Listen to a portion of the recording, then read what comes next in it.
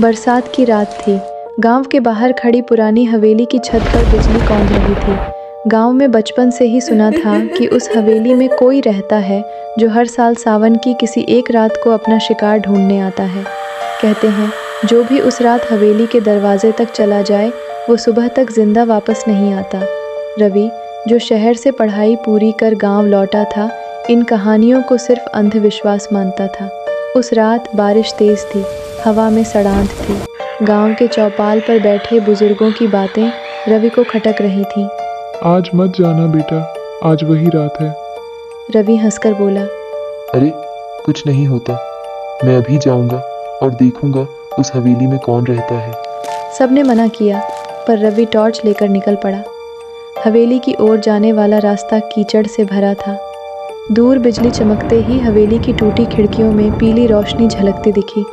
रवि ने सोचा, ये कैसी रोशनी है, यहाँ तो कोई नहीं रहता। जैसे ही वह गेट के पास पहुंचा, उसने देखा दरवाज़ा अपने आप धीरे धीरे खुल रहा है। भीतर से ठंडी हवा और एक अजीब सी सड़ी गंध आ रही थी। टॉर्च जलाकर अंदर कदम रखा तो फर्श पर गीले पैरों के निशान थे, पर वो निशान उल्टे थे, जैसे कोई उल्टा चल रहा हो। रवि का दिल जोर से धड़कने लगा, लेकिन जिज्ञासा उसे आगे खींच रही थी।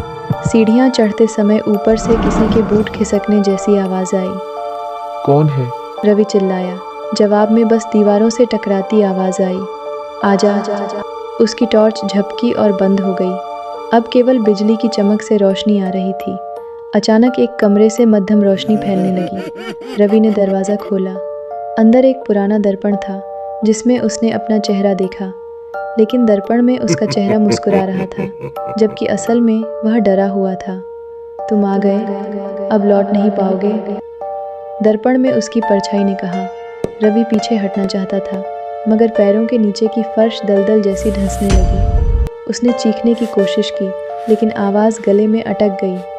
सुबह गांव वाले हवेली के सामने पहुंचे तो गेट बंद था और कीचड़ में सिर्फ उल्टे पैरों के निशान हवेली के अंदर जाते दिखे। उसके बाद किसी ने रवि को कभी नहीं देखा।